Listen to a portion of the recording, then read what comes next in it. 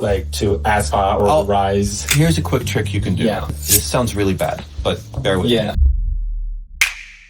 안녕하세요. My name is Ben Samama. I'm a songwriter, a producer from Amsterdam, living in LA. This is my little tiny studio that I built. I've been in LA for 11 years, in the US for 15 years. Fortunately, being able to make songwriting and production my livelihood. And we're still going every day and happy to be able to make music with my very good friend, Eric.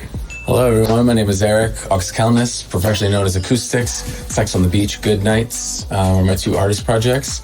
I work on a lot of different styles of music, dance music, pop music, a little bit of country music. I've worked with artists like David Guetta, Dolly Parton, Galantis, to name a few. I'm originally from Boston, Massachusetts.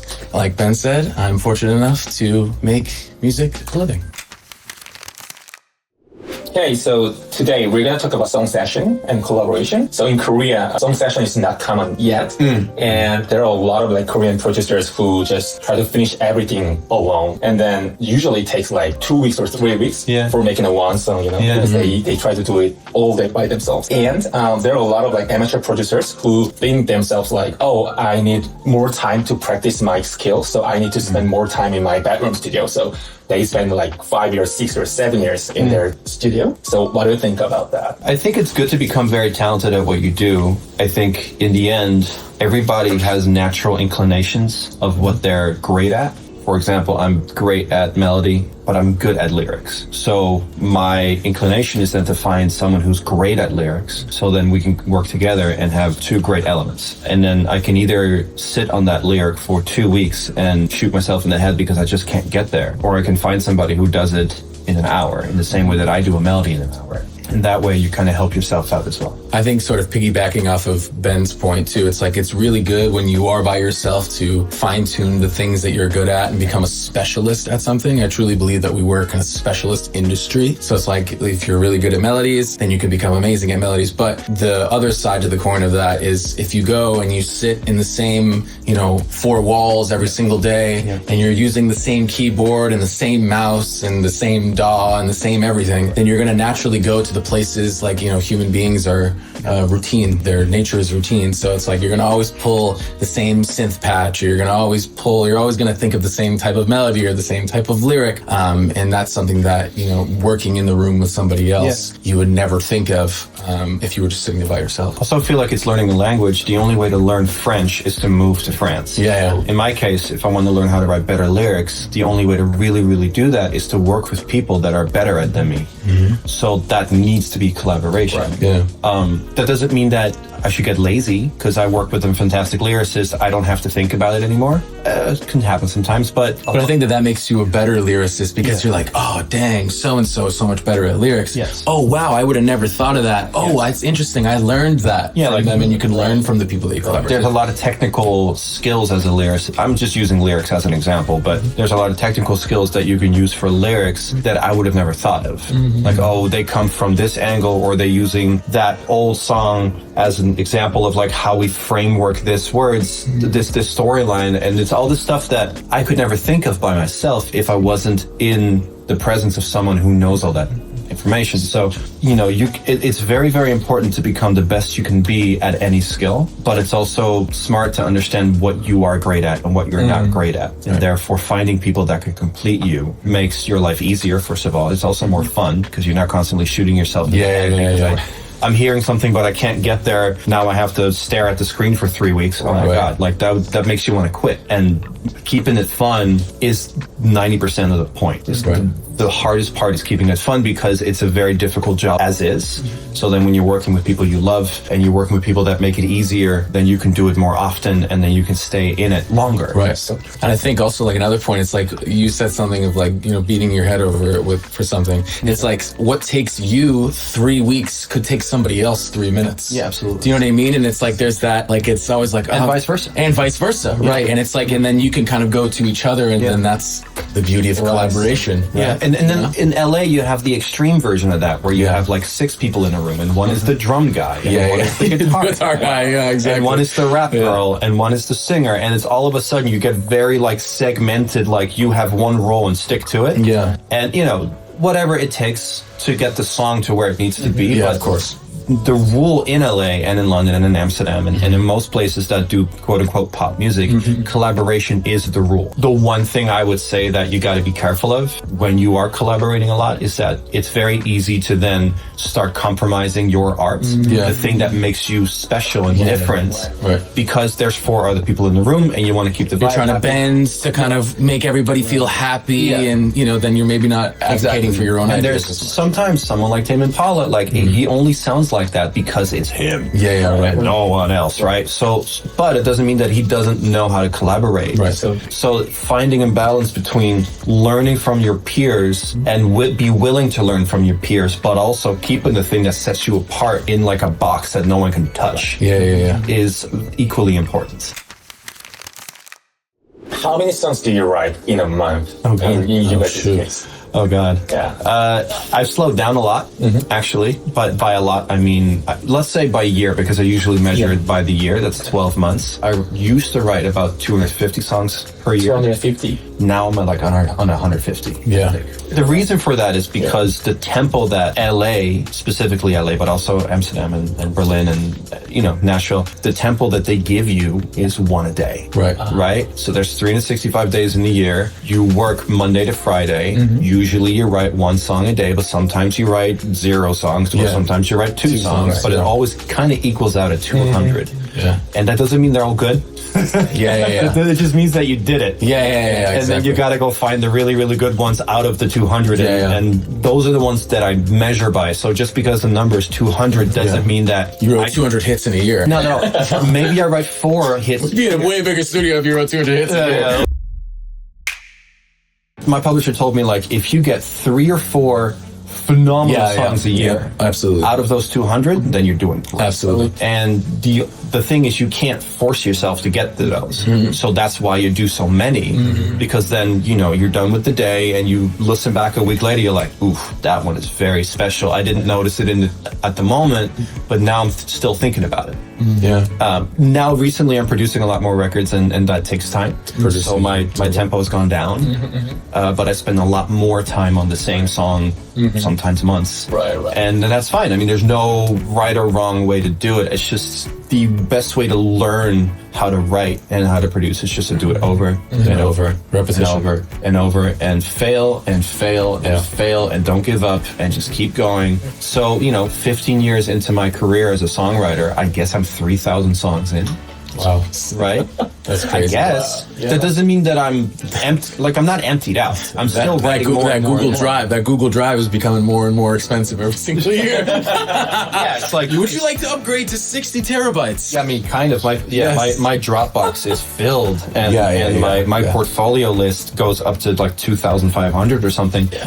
And that doesn't mean that all of them are good. It just means that I got to knowing now, 15 years in, I know a hit when I hear it, but I needed that many songs. So true. To incrementally learn how to navigate and understand what a hit is. And even now, I don't get there every day. I still don't get there every day. I still 4 times a year. But maybe 10 years ago, I didn't recognize it. So actually what I'm doing now is I'm going back into my old songs from 10 years ago.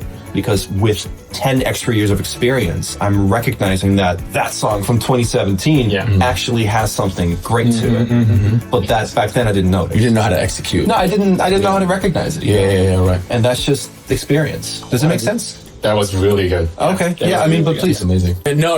I mean, honestly, I think I'm on a pretty similar clip. Probably like, I've actually recently upped my output. I'd say I'm probably now at least like close. This year I'll probably get to like 150 to 200. Because I'm starting to do these things called power hours now. Nice. I'm doing a lot of like... No, right, I'm hanging out with Neil. But also like in London, I actually realized that they do this a lot. And they just do like okay, hey, we'll put a 90-minute timer on it. We'll see what we can get out of it. And then that way you get 2 to 3 songs out of a day. And maybe it's just you pull a chorus from one of those ideas or whatever. But I think like back to your point about really just doing the thing over and over and over and over again. I think that really is one of the best ways to develop taste. Oh, yeah. You know what I mean? Because like also you're kind of cross-checking. You're creating something and you're sending it and you're saying, that didn't land. Or you're creating something and saying like, ooh, that worked. But if you just did that once a month, you're like decreasing your chances of abilities to learn or feedback. You're decreasing your amount of feedback. Well, there's two elements to it, I think. There is the A lot of people, when they start writing songs, the first song, Yeah. they put a lot of pressure on it. Yeah.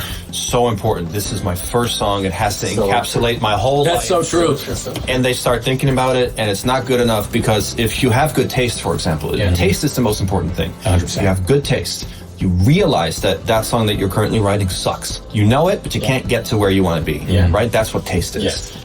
You'll get there in a couple of years, but you understand that you're not there yet.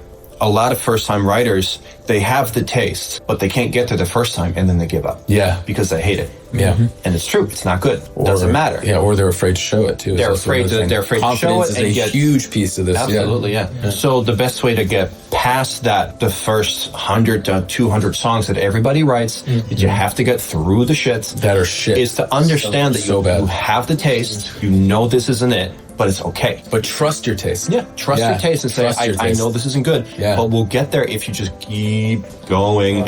Like you just 200 songs in, all of a sudden 200 songs in, now you're close. Yeah. Right? Now, for me, I suck, apparently, because it took me 2,000 songs. But not everybody does. Some people get there really quick, right? Everyone has a different path. Then on top of that, I think if you write so much, you can be more objective. Because if you have 200 babies, not everyone is your favorite baby. Right? That means you can say, out of 200 babies this year, I like this I got 199 other ones. Yeah, You know what I mean? Like this that one are just as good, you know? These other 199, Yeah. right? And you're not as Precious. precious about it. Exactly. You're not as precious about these 200 babies. You're only precious about the one or two, or in my case, sometimes 3 or 4. And those are the ones I hold on to and I remember. And I completely forget about the other babies. Yeah. And that way, you first of all learn your taste. Yeah. Because the 4 out of the year that you love, that must be your taste because those stick with you. Yeah. And also you start recognizing that you start learning how to edit better. Yeah. Right. And it's just, again, repetition. It's just like going to the gym. You want to get buff? Yeah. You got to do this. Every day. Over and over That's again. okay. And it's not a problem if you fail the first year or 2 years. And some days are easier than others. Some days you can put up your personal best, and then other days you can't put up anyway. Yeah, so you know, when I was teaching Berkeley, one of the things that I taught these kids is that I don't care if you finish a record, I just want you to do something. And it's most likely going to be bad. Yeah. You're still going to get an A because you did the thing. Yeah. And then tomorrow, you just do it again, and I'll still give you an A because you did it. Even if it's terrible, I don't care. Next day, you're going to do it again. You're still going to get an A because you just have to get your numbers in. Yeah. And you're going to learn something. Maybe it's a shit song, but you learned, oh, wow, that didn't work. That didn't work. Yeah. Okay, now what's the opposite of that? You know what I mean? Like, but I also think you brought up a good point about taste, too, and how your taste develops. Because I think we can probably both speak to this. It's like our biggest songs and our most successful songs, there was so many people that said no to those songs. And it's like when you have that feeling of like that trust in your taste and you trust in your gut, you're like, oh, I'm going to push past this no. There's somebody else. There's somebody out there that will find this song. Yeah. Right. And I think that's also I important. think the more personal taste records, in my case, it was the Runaway record for One Republic. That was a record that I believed in for a long time. I loved it. Everybody else was like, yo, this is sick. And then nothing happens, right? Because it was a bit of a scary record. It sounds different from other records, and nobody likes different. Even though those usually get the most attention in the end, because different means fresh and interesting, right? So, long story short, taste is important, but you don't know what it is until you just go, do it over and over and over and over until you develop it. And you'll never become decent in something, just like guitar or piano, if you don't spend the hours. Yeah. Just reps. Volume. Yeah, exactly. Totally. Great. Okay, recently when you look on the credit of K-pop cuts, you can see a lot of like international producers like them joined, or so there are not that many like Korean producers these days, right? Yeah. So based on that, we think for our like aspiring musicians, this is the best way for them. If they could have some opportunity to work with them, that would be really good for them actually. Work with an international producer. Yes, so have some opportunity to work with. Sure. Yeah. So rather than just working, by themselves in their bedroom studio. Yeah. So I think that's one of the the only way for them to make some cut to aspire or rise. Here's a quick trick you can do. Yeah. It's not easy, but this is the quickest way to get there. This sounds really bad, but bear with me. Yeah. K-pop right now, really, really badly wants to be international. Yeah. Meaning, so they're not just getting Korean audiences or Southeast Asian audiences. They want to have the American audience. And it's happening. It's definitely crossing the over. European audience, right? All these labels, what they're doing is they're reaching out to American producers because they want the American sounds. Yep. Yep. Right? What that means is that also when we're working is I tell people, let's not write a quote unquote K-pop song. Yeah. Whatever people think that is. Yeah. Let's write an American song and then send it to the label. Right. And then they'll like it more because that's what they want. So Yeah. they might ask us to make it more Korean, whatever, meaning more like more sections, some more chords, some more harmonies, some more moments, right? Breaks, some more dynamic moments that usually happens in K-pop. But that's not what they're looking for. What they're looking for is that initial American thing. That's why they come to us. If you're a Korean producer, it's going to sound bad. What I would do is, first of all, only listen to American music, like Study modern American music, yeah. and learn how to make the most modern The Weeknd or Yeet or Olivia Dean or something that is Sabrina Carpenter. Whatever is the most, like, find cool underground American music, learn how to... XCX. Yeah, exactly. Yeah, learn how to produce it exactly like that. Yeah. And then try to find top liners that write American Western sounding records. And then, it's gonna sound bad, find a non-Korean producer name. So true. Call yourself Big Yeet Motherfucker Yo Yo. Whatever. Doesn't matter. Yeah. And then you can send it up in a folder and no one will know because right now K-pop is not looking for Korean writers and producers because they're afraid that that's not American enough. But no one gives a shit. Wow. If they hear the record and they just love it and then they'll realize later that you're a kid from wherever in Korea, right? They don't care. They just want to have the cool American thing. So you can just cosplay as an American by making American music and changing your name and whatever. You know what I mean? It's really, I find it very silly that they're looking specifically only to us. It's nice because we get paid, but it doesn't mean that there's not incredible talented producers and writers in Korea right now. There are. I know them. They're insanely amazing. It's just they want the American thing, So true. whatever that means. It's this weird like reputation that they have over here in LA. All the labels come here. I don't think what we make is that much cooler or better than they do over in Korea. Yeah. So why not? It's different. Yeah, why not lean into it? You know what I mean? Smart. The one thing though is that even in LA, I constantly have to push people to not write K-pop. So there's a lot of writers in LA that make K-pop. Yeah. They're not getting no cuts because they think that K-pop sounds like K-pop from 3 years ago. Yeah, right. Or from 4 years ago. Whereas it's innovating. Every genre has to eventually move. It's always forward. moving. It's always moving further towards whatever Western. Eventually, the case is going to go. It's going to be pop. If you're making music from 3 years ago, then you're 5 years too late. Yes. Yeah. So true. Right. Yeah. So make the most modern, whatever that means, modern music you can, and then I guess change your name to something international sounding. Yeah. And then see if that helps. Yeah. They might not give a shit because they just want the cool thing. Yeah. I think it starts with the music and the taste. It should, Yeah. So yeah, based on that, if I'm not able to like make those kind of like American style song yet, then it would be really great to have some opportunity to work with American producers. Absolutely. Right, right, of course. Rather than just working with like a lot of like Korean amateur producers, right? Sure. Right. Of course. Yeah, I mean, absolutely. the best way to learn is It's from the person who's making the thing. yes, Yeah, is exactly. to work with the Right. people that make the thing. Right, exactly. Cool.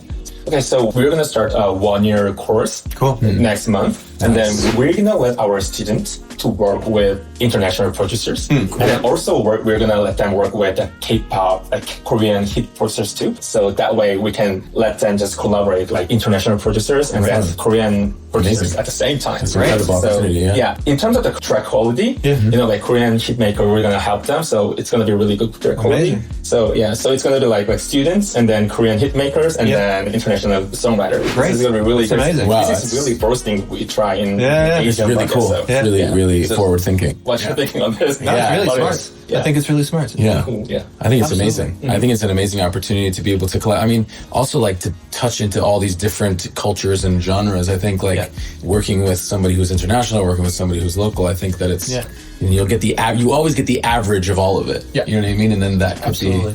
that's a really unique opportunity. Yeah.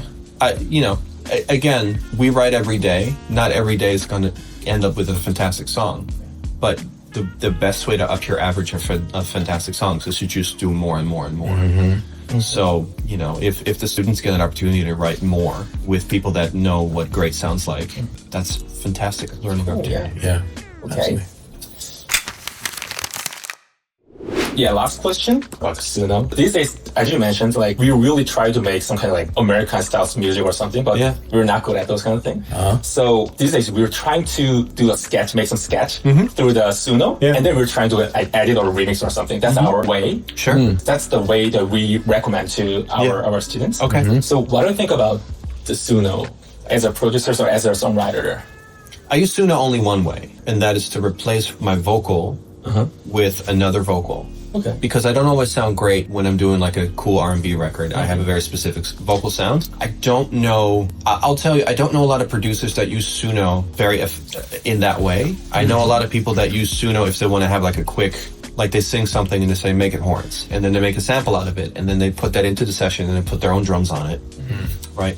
I feel like Suno has a very down the middle, when you ask it to make a song, it feels very down the middle. A lot of times the sonics of it feel like, you know, your quintessential trap drum. Yeah. Your quintessential, it's really perfect. It comes out really perfect. Quintessential trap 808s. And it's all very like down the middle. It's not very creative. It's good. Yeah. It's like well mixed. It feels solid, but it's not very creative. It does the job. Yeah, but in the end, creative is more important than good. It's not a great song, right? Yeah, it's just the problem that we all have, especially when you're learning how to write, is that we all learn how to write good songs consistently, but good is not good. Yeah. Good is bad. Good is bad. Good is boring. Yeah. Right? When you write boring songs that are mathematically correct and everything fits and you learned your lessons and you learned all the stuff, that's still boring. So no edge. Exactly. So what you got to do is you got to get creative. My issue with Suno is that it's good, but it's boring. So if you want to learn, for example, like how long the release on the 808 should be, fine, use it. But that doesn't mean that it's interesting. It's just like well-crafted, made stuff. Does it make sense? Yeah. So I know a lot of producers that use Suno to get quick, almost like splice. They just want a quick sample. Yeah. Horns here, that's cool. Strings, that's cool. Ooh, what about that crazy sound? Oh, that's cool. They should put it in your session, but they still get creative with it themselves. Because without the creativity of you as a human, you're still going to get good but boring. And that's my issue with Suno right now. Maybe next year it'll become creative and interesting. Right now it's not. It is like the most boring but good version of the thing that you're trying to make. Do you agree with that? No, I completely agree. I think that Suno is a tool in order for you to help with the execution of something, or like it cuts down time and saves you speed. Like it's a speed thing. Yeah. I'd say for me, but I wouldn't put Suno in my final productions. Yeah. But it's a good opportunity to show somebody an idea or a vision. It's like, okay, I can't play the trumpet, but it's like, we know Sammy, our friend Sammy. It's like, oh, like, well, make this thing. I'll do horns, and then I'll send it to Sammy, and then Sammy will play the horns, and then he'll bring the thing to life. You know what I mean? I think it's a good negotiation tool that you can use with other co-collaborators. But now we're back on collaboration. But I think for what you're saying is kind of like what I would use it for. But I don't think that it can ever replace the humanness of something that at the highest level. Maybe eventually. At the highest level. You're talking records that, like, if you zoom out, like if you really take a like zoom out perspective, like, you know, there are songs that are listened to, like we use Toxic, for example. Like that, if that was Suno strings, it wouldn't, you'd listen to it maybe for 6 months or a year, but over time, like, would that really stand the test of time? I don't know. And I think that that's like the back to your point of the character and the uniqueness of things that only exists in the human imperfection. I agree. You know what I mean? I don't think that Suno's a bad thing. I think it's a beautiful tool, and I think I don't play, you know, I'm not an incredible I use Suno bass player, but I used Suno once on a record because I didn't know what to do. I think it's great for ideas too. It's given me certain melody ideas in the production. It's like, oh, interesting. They went to that chord. I wouldn't have gone to that chord. Interesting. You know what I mean? There was a record I was working on, and it was kind of like a Nirvana-y record, and I just didn't know what to do with it. It's not my favorite thing. So I put the thing that was like a bass loop and the vocal, put it into Suno, and out came this like really great part that sounded like robot ass, but like the part was great. And then I proceeded to learn the part, which took forever, and then I had to record it myself, and then I had someone else record it, and then I had a third person record it until it was great. The part was from Suno.